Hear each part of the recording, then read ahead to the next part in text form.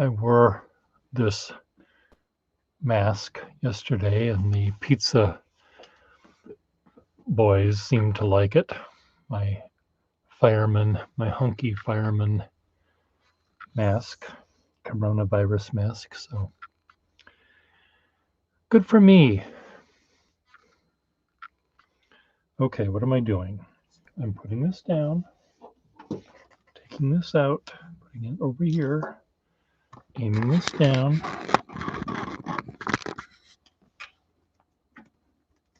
Getting a piece of paper out. Getting my drop cloth out.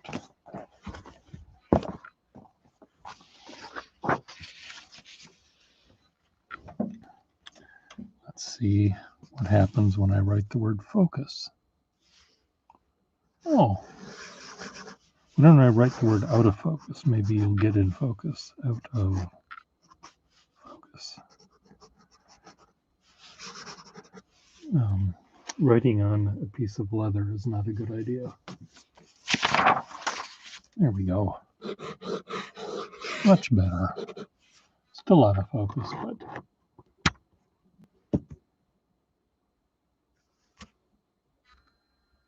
okay.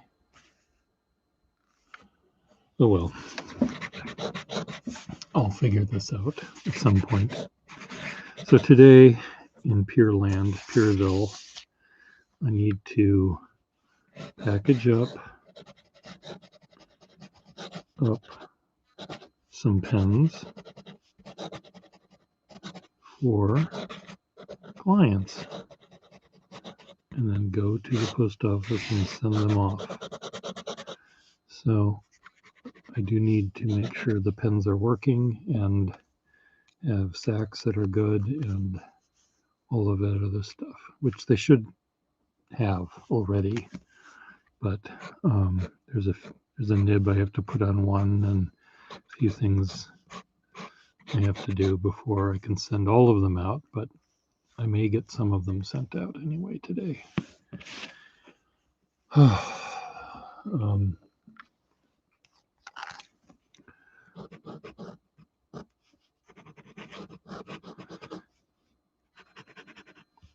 I know that,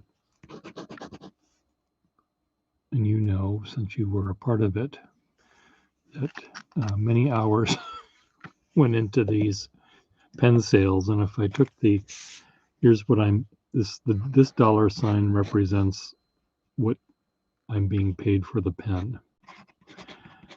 And then if you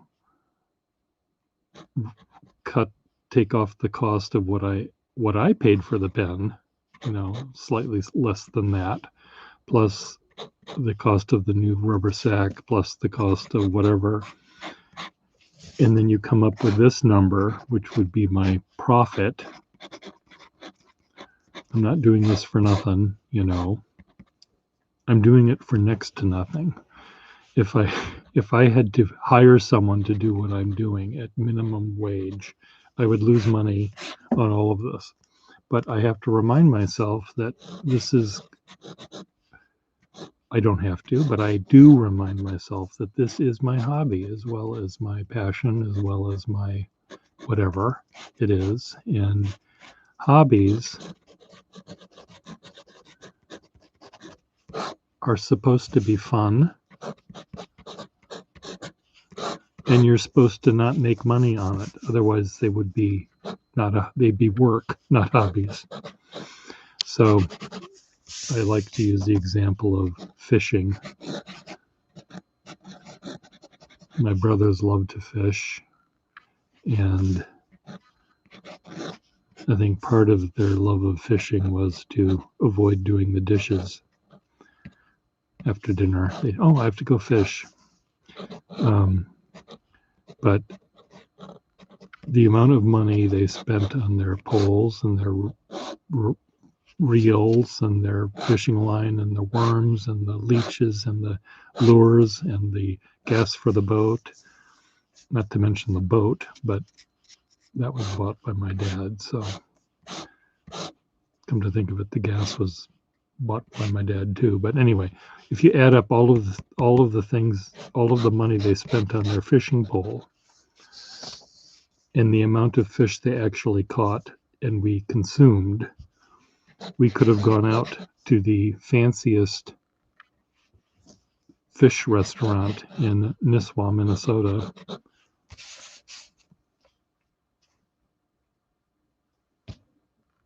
20 times probably. So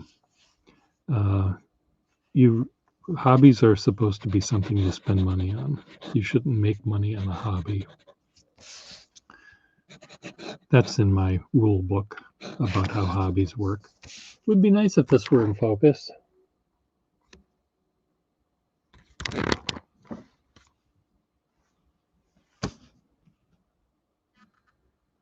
Okay, my hand is in focus from time to time. So anyway, the amount of profit I'm making on these pens is entirely used up in my whatever this is, my paying my salesman, me, a living wage.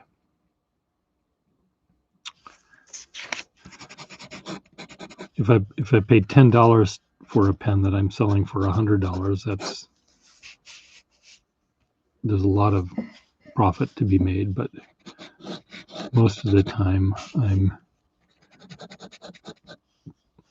more like paying $100 and I'm selling for $110.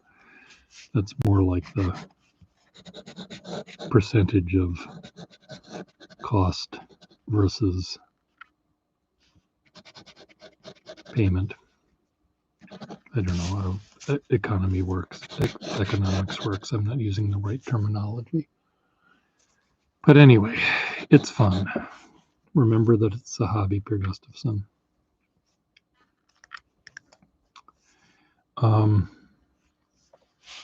So I will, whether it's your package that's going out today or yours or both of yours or none of yours goes out today, some will go out today. And if I could figure out a way to have all of my pens go out the same day, that would make the time spent going to the post office and waiting in line less time consuming. But again, the time I spend walking to the post office and standing in line is good for me because I get out of the house and I get to see my fellow humans 6 feet away wearing a mask. Not as cute as the mask I'm wearing. But anyway, so that's the plan. The plan is today to go to the post office. I want to try this nib out. This nib is this the one? Yes, this is the one that's really prickly. I bought this nib in a pen just like this on eBay. It's part of a lot, but it was one of those piston fill pens that I can't fix. And I wasn't sure whether this nib was good or not because it was so sharp. And I have a feeling that maybe there is a little tiny chip of the iridium off of it or something, because it never seems to be smooth. There's my loop.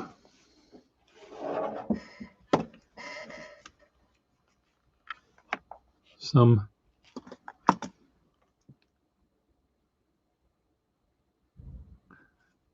nibs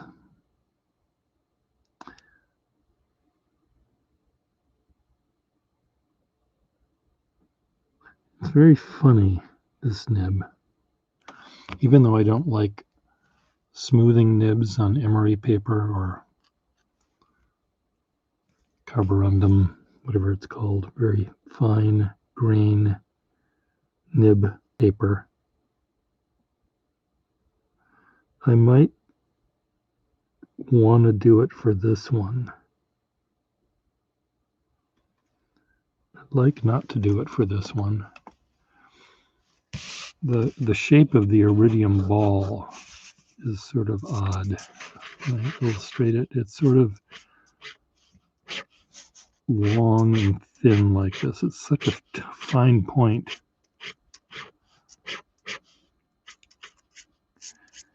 It's the iridium element is so tiny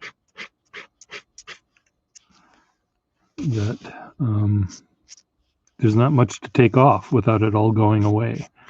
And that's the fear I have, is I might take off more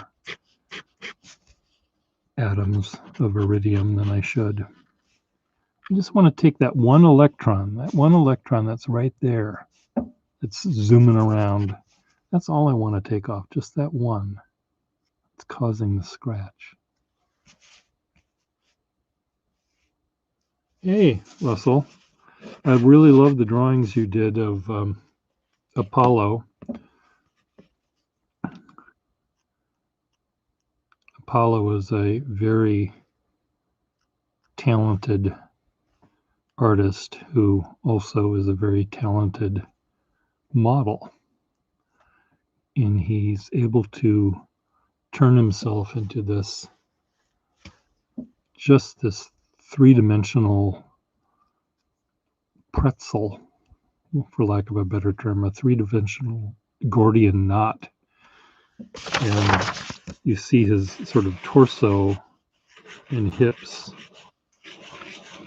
You know, maybe this is, the torso is at a 90-degree angle to his hips.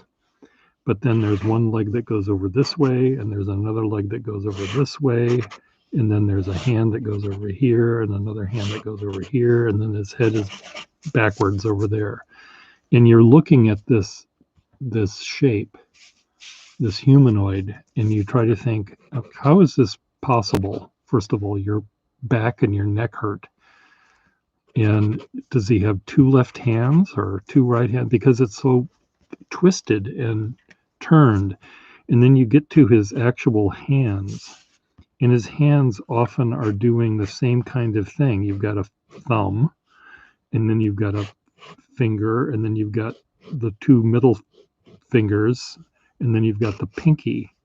So his hands, he's able to make his hands do these beautiful compositions.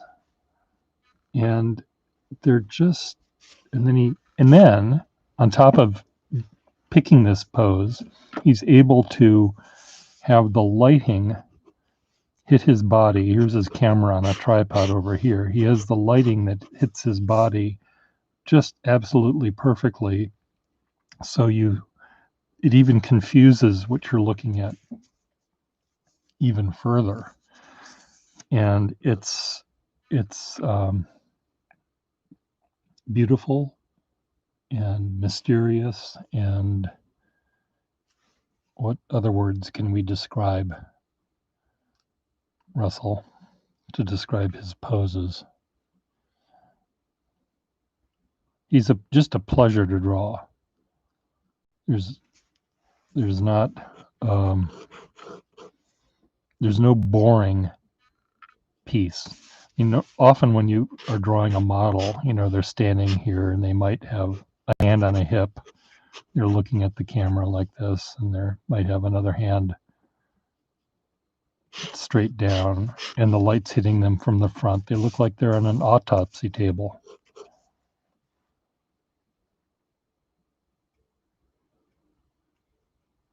Yeah, I think he has played the part of his own model, but he certainly understands the way he builds his sculptures. He's also a sculptor. He builds them, he starts with the wire armature, and rather than just putting a big glob representing the torso and another glob representing the pecs, he builds it up. He starts with the bones, so he sort of removes all the muscles. So he starts with the bones, and then he starts adding the muscles, the whatevers and the whatevers, and he builds things up like that, even though this muscle that he adds first is going to be completely covered by this muscle. this piece of clay. It's just the way he starts building, and it's just amazing. He knows his anatomy. And his models that he actually depicts, you see images of him in his studio, and the model is posing, with one of these strange things where arms, they're all going off in different directions. And you can tell that he knows exactly what they're feeling, where the weight is on their body and where the muscle, he knows that this muscle back here on their back is hurting because he knows how to take that pose. And he's able to convey that in his art. Russell, on the other hand, drawing on a flat piece of paper, is able, with his skills in rendering, he's able to sort of capture that as well by line weight and shading. Even though you're drawing on a flat piece of paper, something that you see that's flat, a photograph that's flat, you're able to infuse it with depth and movement, that you can see in this guy's drawings, in his sculpture. You see the movement. You don't just see this dead body on the autopsy slab. You see where this leg was a second ago and where this leg is going a second from now. So they're moving and they're not standing still. They're really lively. And a drawing that Russell does and drawings that I try to do of the figure, I try to imply that you're looking at one scene, one frame from a movie. So I think I'm just going to have to learn to live with this prickly nib. This is a cranky nib. It's just part of his being. Where's the cap to this pen? Did it fall on the floor when I bumped my table? It's right here. Hey, Kesh from Mumbai. Kesh, this is my friend Russell Kesh. Keshav with a U.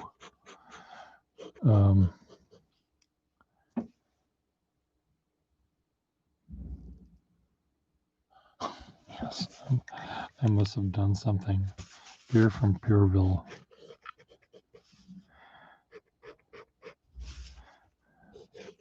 Pierberg.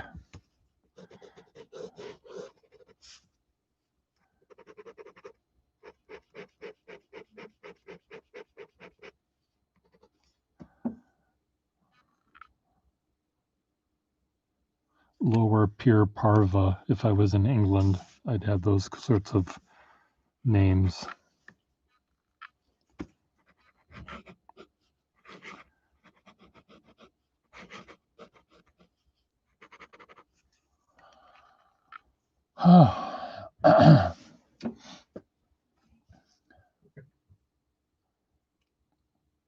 Keshaparam in India. Good.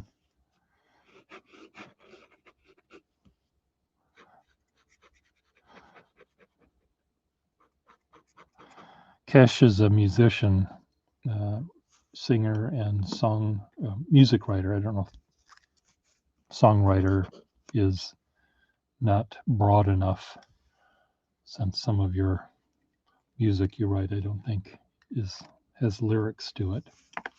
But he does music for film.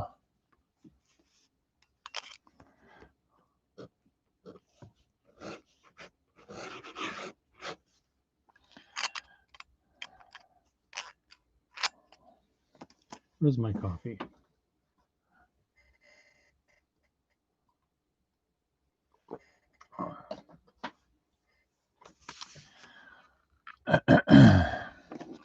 Shit. God damn it. Come on. Don't fall.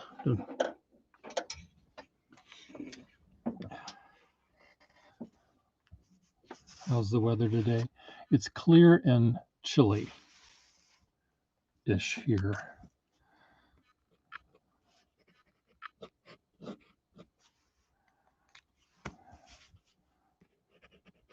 It's below freezing by a few degrees. Hey, Effextinol. Take Effextinol. Side effects include explosive diarrhea,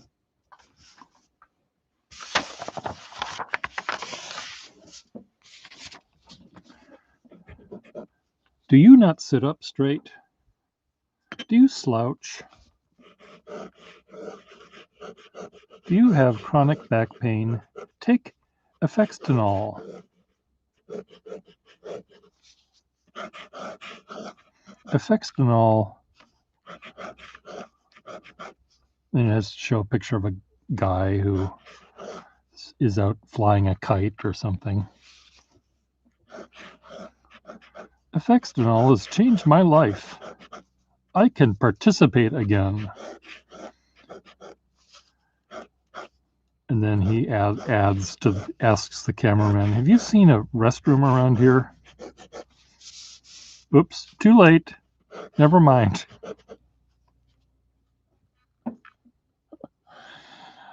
Never mind.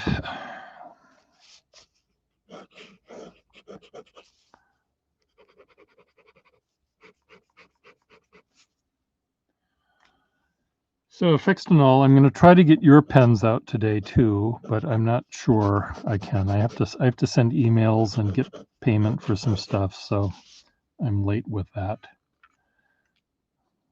But I have to figure out a way to do this effectively. And I think what I might do is pick a day of the week that I do that business. Is it going to be a Monday or is it going to be a Tuesday? Maybe it'll have to be a Tuesday. Tuesday is the bookkeeping day where I send my bills out, I get paid, whatever. Ask your doctor if Effextinol is right for you.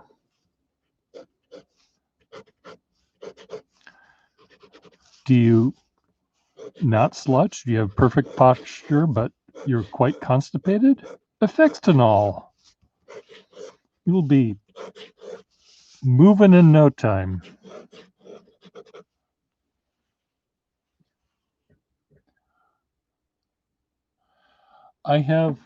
There are windows, they're way over there, and Cash, the windows in my house are transparent, translucent. They haven't been washed in ages, but here's the sun. Here's my window. The light goes through the window and then immediately is absorbed by debris. And maybe a photon will make it through and bounce off a wall and bounce off something else and get to me.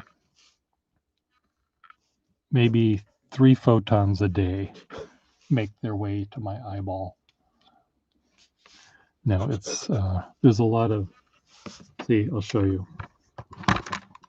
if I can do this. This is the view from my house.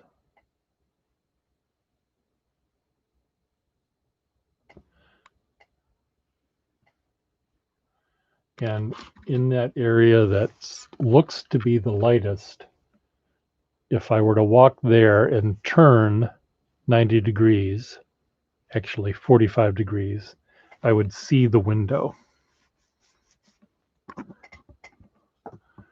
But you see, there is light that's coming through.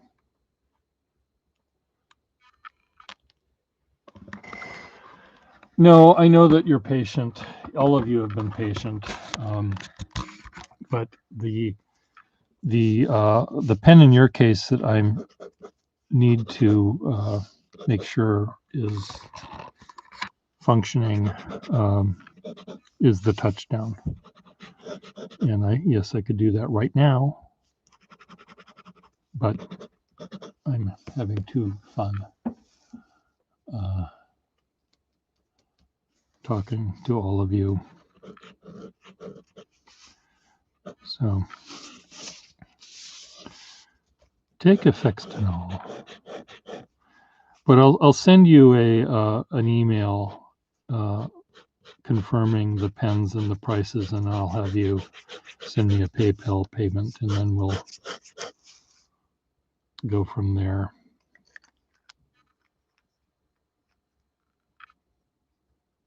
Okay, well, thank you. That's nice to know. I mean, it's the little rubber gasket that I have that doesn't seem to want to fit like they used to. So, but we'll see. And you wanted the black barrel, correct?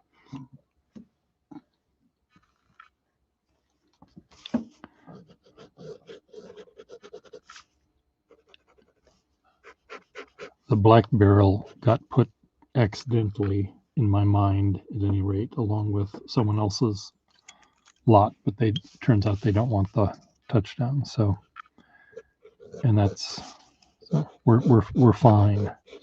I think one of the things I'd like to do is give some of you people fewer choices.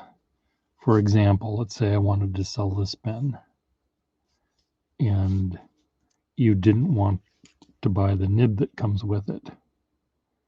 I used to say, I'll find a nib you like and I'll put it in there. And then after finding that other nib, which is usually in another pen, and taking it out and making the switcheroo, then I've got two pens that aren't working. And sometimes, that other nib might work perfectly fine here, but this nib doesn't fit in the other pen the right way. So then I'm down to taking two pens apart. So what I might opt to do is say to my customers, you're stuck with the pen that I have here. Now, things like caps I can switch a cap of a 51 easily enough, and I can switch a cap on a 45 and a 21 and things like that. That's our easy switches, because there are things that are easy, but pens like this are not as easy. So.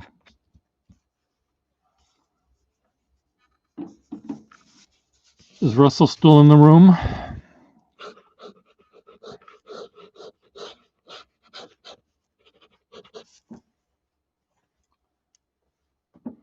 Who knows? Kesh, are you still in the room? Kesh from Kesherbistan, Kesherbaville, Keshland.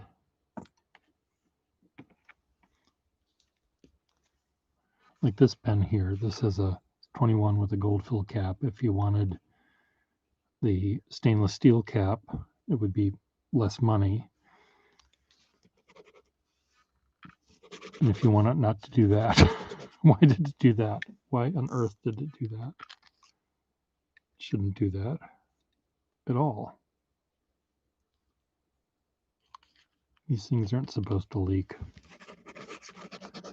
But there are ways to switch a cap on one model pen that is not traumatic.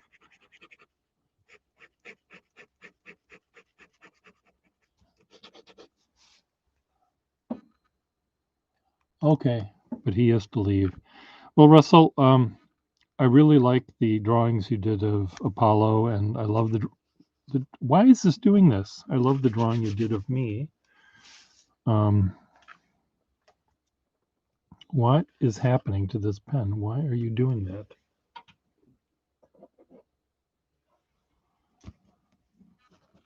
Let me empty the ink out in here.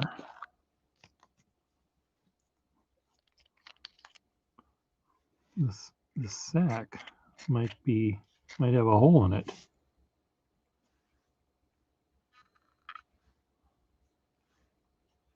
So there's no suction.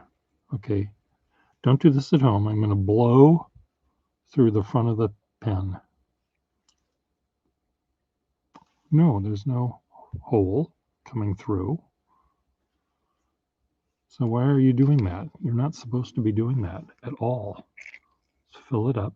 Sometimes when a pen drops ink, a blob of ink out, it means you have to refill it. But this one dropped all sorts of ink out of it.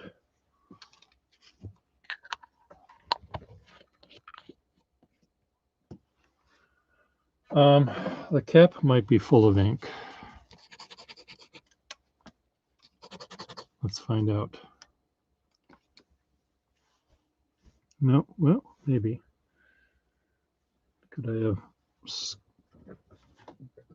done jumping jacks with the cap pointed down in my pocket? Is that what I did?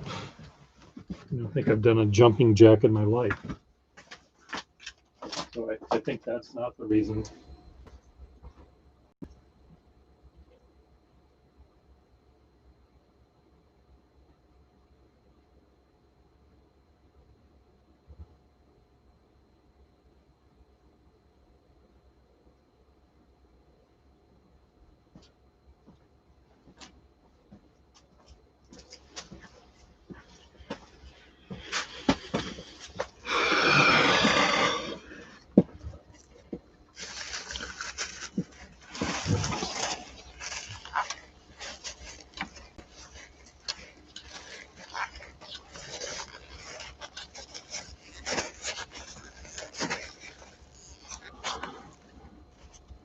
No, that's not overly full of ink.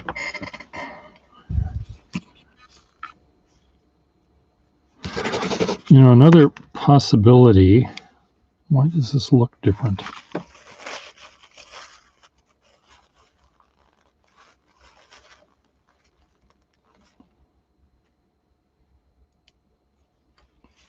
doesn't look different, Peter. These 21s are very prone to cracking in the bow here. So if this developed a crack, there could be some air seeping in, but it would also have a lot of ink seeping out. So I don't think that's the problem. Maybe it's just my body heat is causing this thing to do that, though that doesn't make any sense either. Who knows? You know, 61s suck in so many ways. First of all, they suck.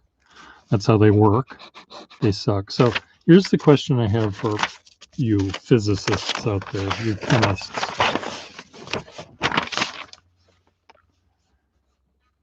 Here's the point of a 61. Here's the shell. Here's the barrel. Here's the sponge.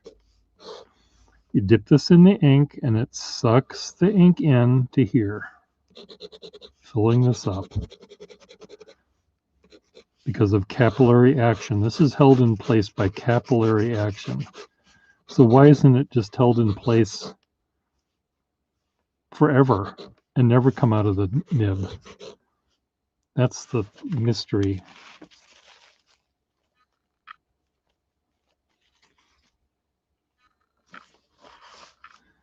Well, you know what I mean. They suck. They actually suck ink in as part of their magic. But once having been sucked in to a sponge, and held there, being attracted there by capillary action, is it just gravity plus capillary action that gets it onto the paper?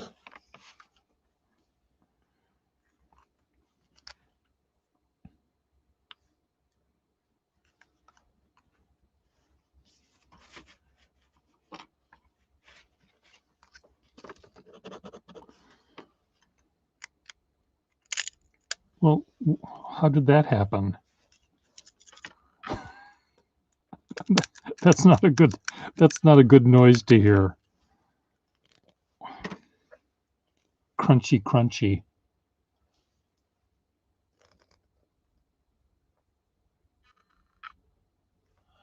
Yeah, see, that's the thing that I would think, based on that explanation. I mean, yes, that's how it has to work. Gravity to a degree, and then capillary action of the paper. But I would think that there's so much force pulling the ink back in, or wanting to keep the ink back in, that it would skip a lot.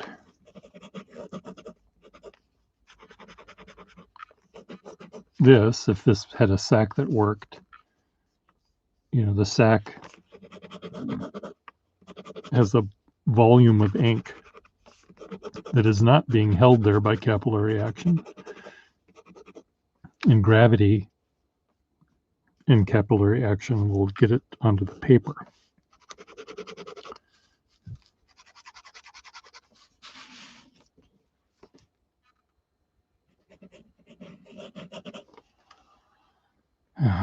'61s they're really an interesting pen.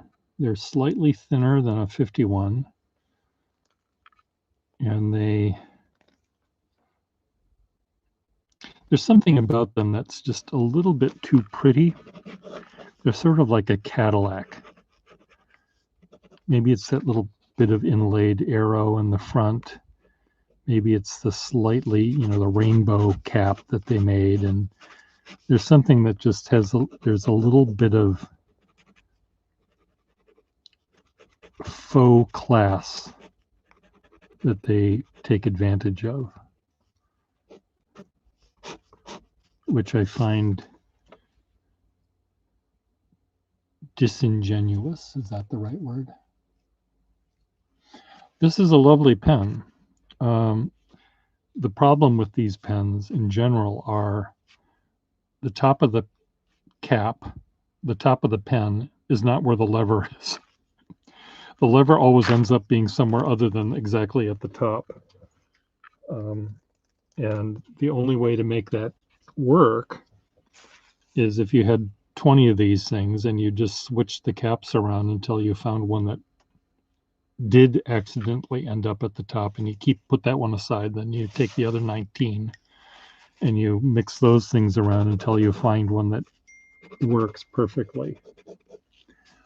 And then you don't care where the lever ends up. Okay.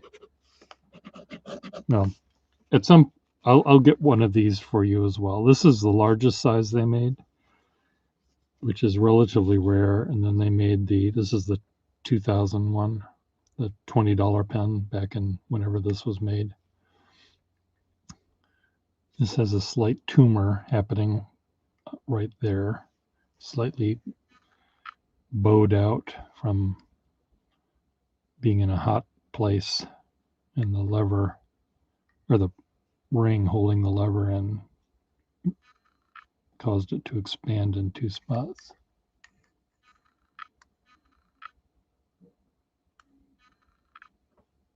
Yeah, levers that there was one Schaefer military pen that I have, or had. No, I still have. I fixed the problem, but it had a lever that was really floppy. When I took the sack out of the pen and the whole front of the pen out, the lever would snap right back and be perfect. But when I put everything back in, the lever would be floppy. So there was some So I pulled out the pressure bar and put in a different pressure bar, and it still had that same problem. So I don't know what was causing that, not having X-ray eyes, but something was. I finally found a pressure bar that didn't do that. It might have been a non-Schaefer pressure bar, but something was causing that trauma.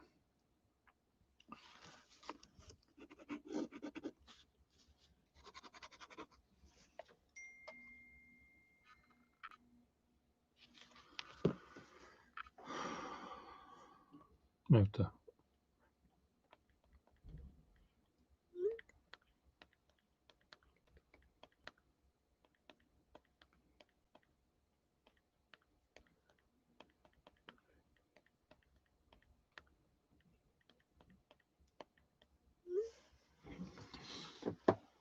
I'm borrowing a car from someone in my building to help someone else move something tonight.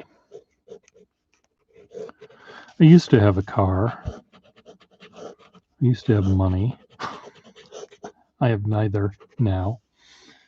I still have a lot of fountain pens though.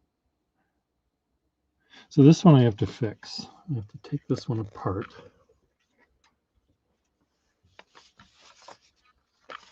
Which I will do later when I get over to my parts repair area.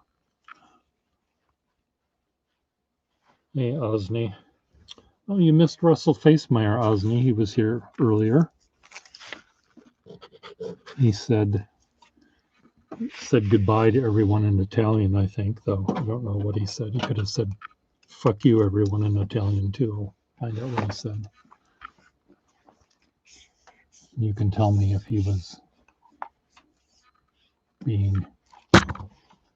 Okay, let's see if I can find it here.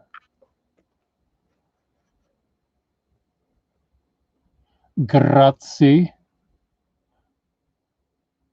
He had to leave for the office, and I said, goodbye, we'll see you later, and he's, whatever.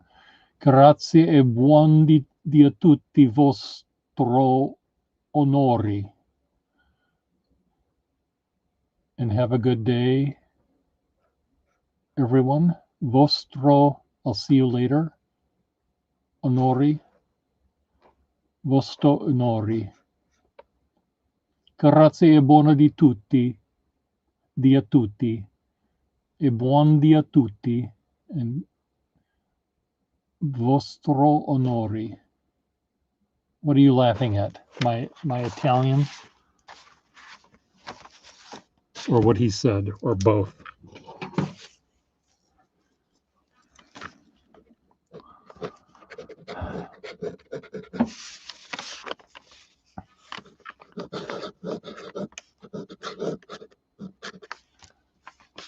Yes. Okay, what did he say in English? En inglese.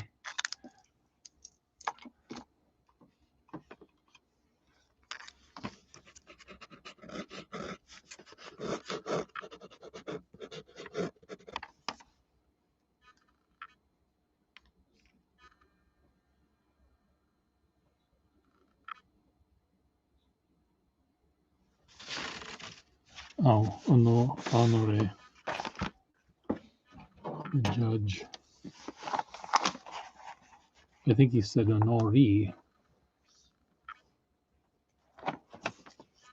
Yeah, your honor. Onore. So what did he say? What did Russell actually say? And then you can tell me what you think he meant. Thanks all, and buona giornata. He didn't say that, though. Dove il...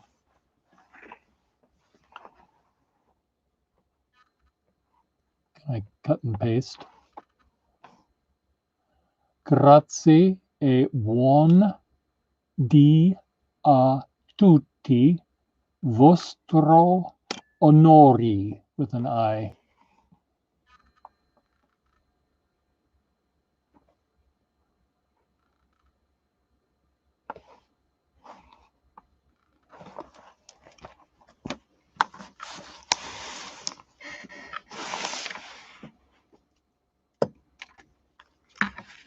Russell's father is a judge in court judge.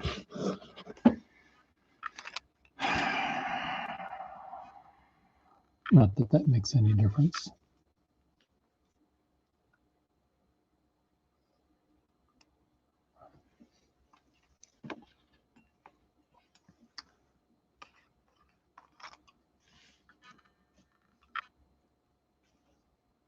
Okay. So what does the onori mean? Kind sirs?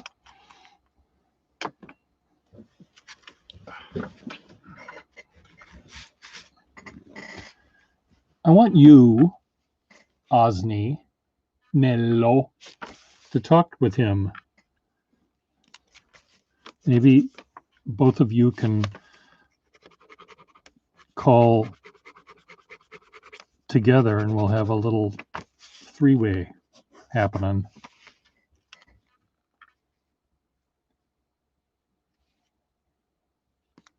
Well, I know what onori means, but onorai with an I, O-N-O-R-I, onori.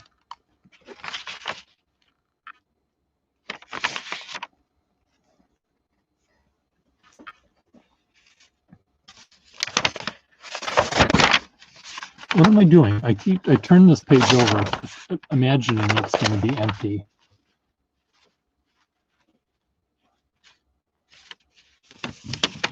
I would like to do that. I signed into StreamYard. So what I can do is have any two people, I think I only want 3 total, where the 3 of us you'll see each of our hands and our pens and our writing, and you'll hear all of us talk. Okay. That's what I thought it was, plural. So is he calling all of us judges? Is this the scritchy scratchy pen? Why doesn't it seem so scritchy scratchy? Oh, it's all. See, this pen, it writes smoothest when the nib is completely off kilter. So I need to just figure out a way to set the nib in so it's not off kilter and it writes smoothly. And it's in the hole in the pen. Now it's scritchy scratchy when I write the wrong way.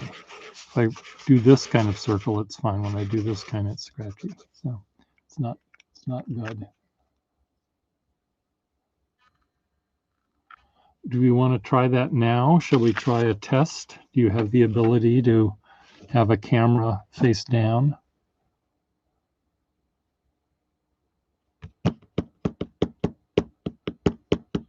Shall we do a test run, a duet?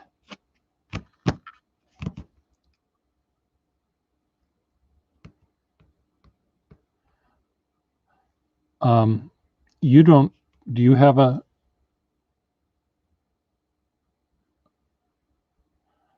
well, now you've got me excited. I think if you just hold your phone, hold it, and aim the picture down. Where's my camera? Aim it down. Okay, I'll do it in the afternoon.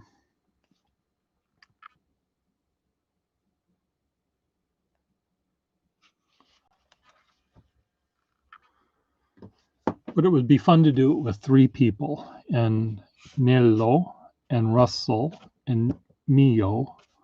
Maybe the 3 of us can do it. Nello. And you can, Nello is shy with his English, but he's not shy with his Italian.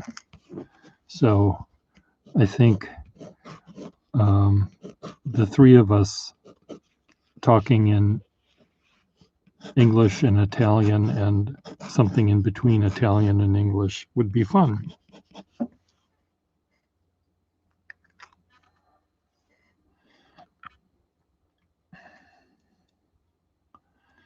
Well, why don't we do this? Who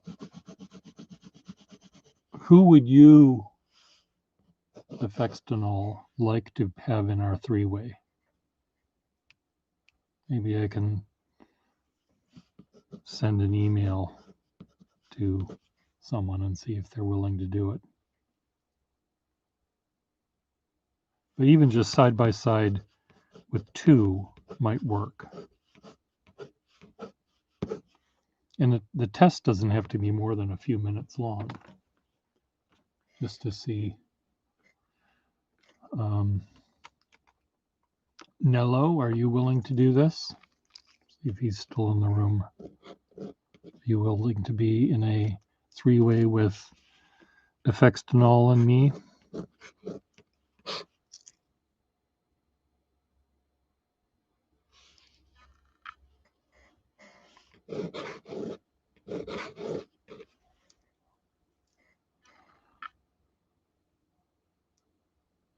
Did you, Effextinol, did you see my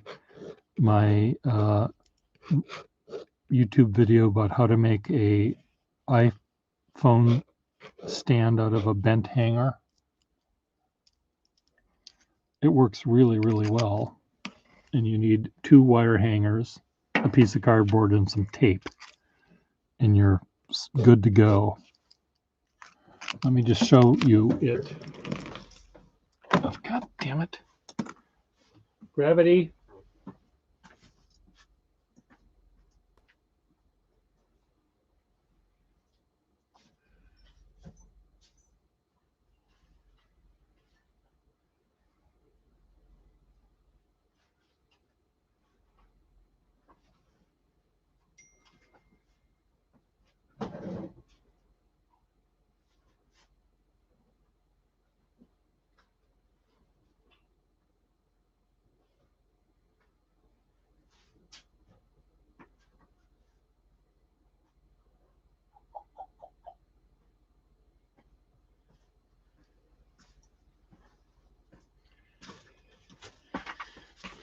Well, I cannot find it, but I will show you right now, and you can find it, I think, on my YouTube channel, but I'll just describe it here. You take 2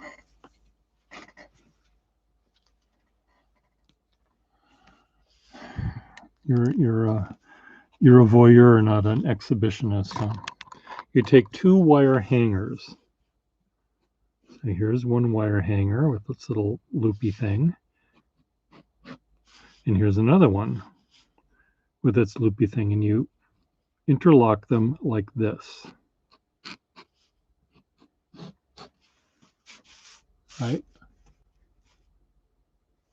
Then you take a piece of cardboard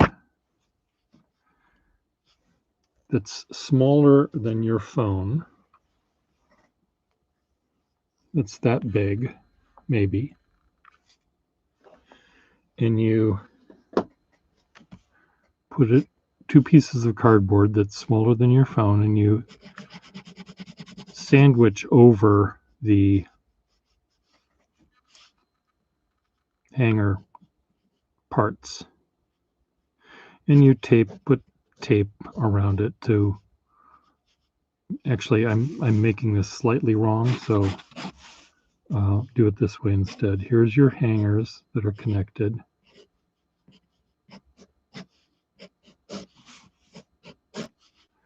And put your cardboard down so that out of each corner comes a wire.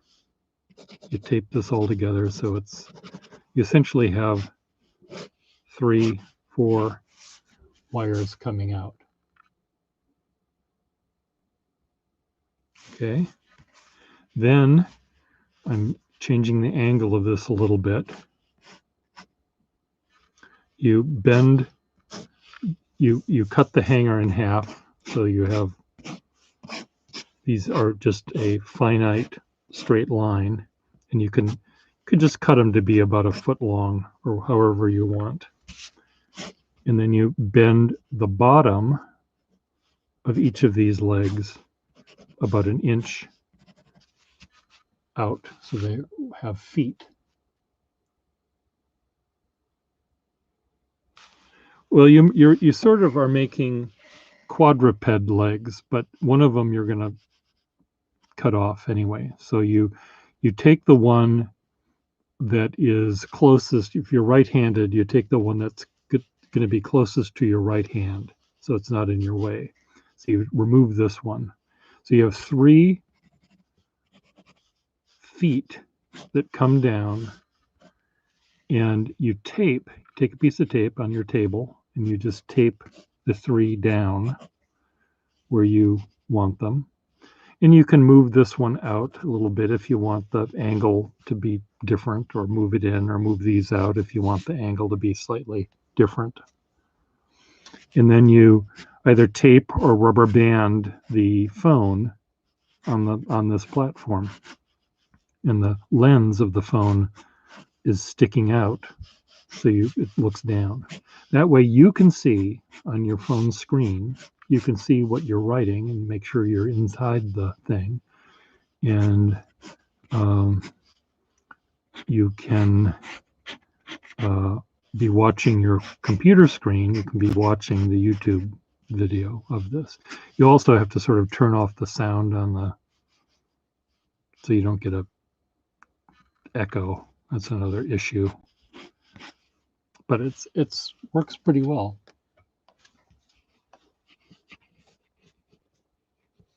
Yeah, it works really, really well. I found it because the phone is so light. You're not dealing with a cinder block, and you can make these legs as long as you want. I would think a foot or a foot and a half might be good. You can also bend them, put knees in them, and you can have it be taller or shorter. But it really works well, and I've used them many times. I now have a Lazy Susan sort of or gooseneck thing with a selfie stick holder upper. But then because this thing is heavy, and the phone is heavy, and this thing is way over here, it always wants to fall over. So this actually, by just taking some tape, taping it down, will keep that from happening. This is too heavy to tape down.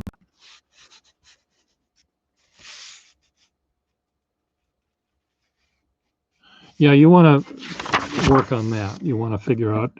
Now, there's ways where I have a control where I can turn there was when Russell and Sally and I were doing it, Sally had she had her screen on her computer on, plus her phone taking the picture. So there was 2 sound inputs coming in, and there was echo and reverb and all that nastiness.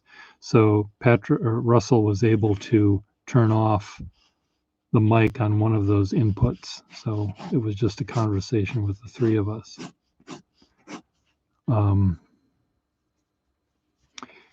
So it was nice to have the 3 people. So I'll see who of our group is willing to do that, and I can arrange a time for us to test it out. So you get your shirt hangers and your tape and your rubber band. If you have an extra one of these cases hanging around, that's another thing that you could actually take this and sort of wire the wires just to this thing. And then when you want to slip your phone in, take it out of the case and putting it in this one would work.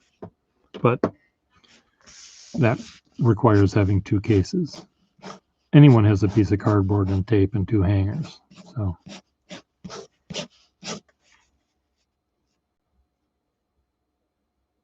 Yeah, I mean, certainly, yeah, test out the tripod, make sure it works. Have the lighting be good. So, I mean, the nice thing about this is the shadow of these legs is minimal. But just figure it out where the shadow of this thing doesn't end up in the picture by just moving the light coming from this direction, not that direction. And, make sure that the light doesn't, cast a shadow of your hand over the thing too. So, but you can figure that out. But what's good about this system is that if you're sitting at your desk,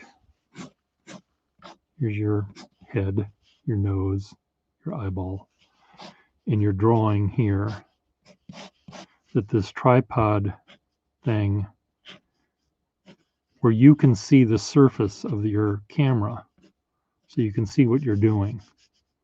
If the camera's too high, then you can't see what you're doing. So have it be close, between, the drawing surface and your eyeball. So it's not hard to do.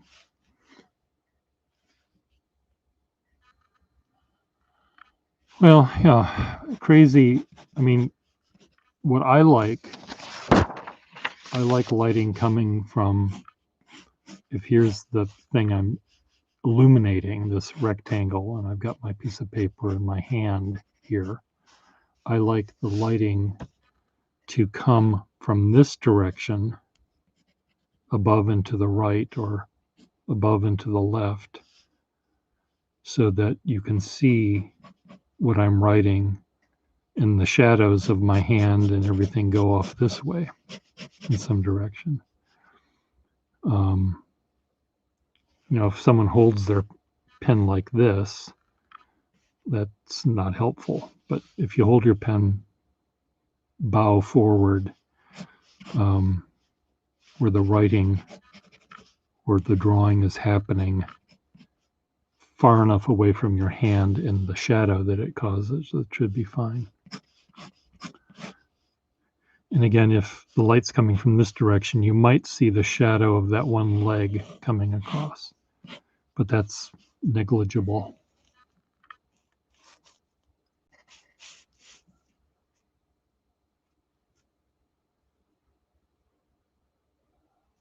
Above and to the left. Okay, that's fine. So it comes from here. So you might get the shadow of the contraption, the shadow of the iPhone might be over here somewhere. So that's fine. You just don't want the shadow to be on the piece of paper you're drawing on.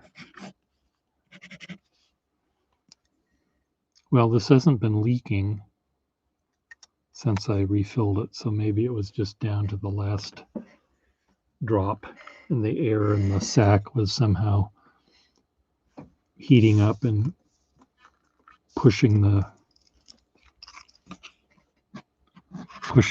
ink out.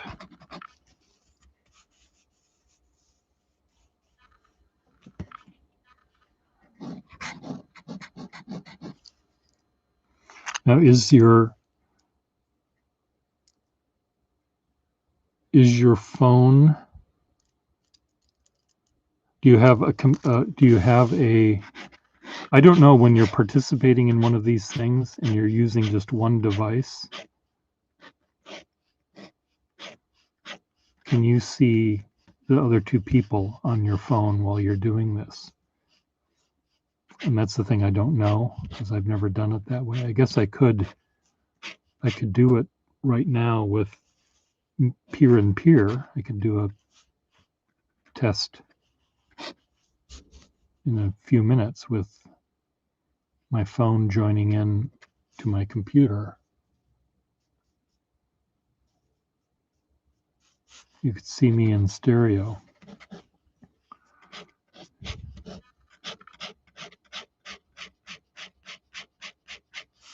I signed up to StreamYard, I think 2 days ago, and I get emails from StreamYard saying, you haven't streamed yet, you haven't streamed yet. Well, bite me. I don't need to do it immediately.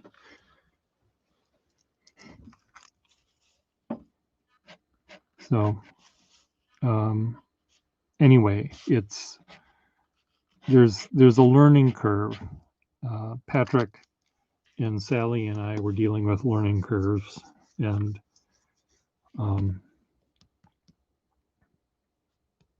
but I think it can work.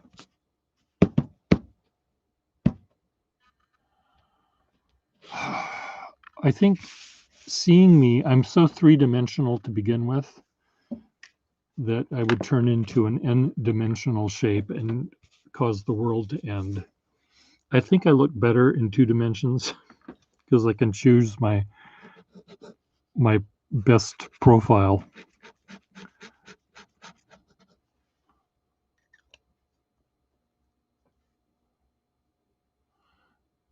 Well, let me do this. I'm going to stop this one right now.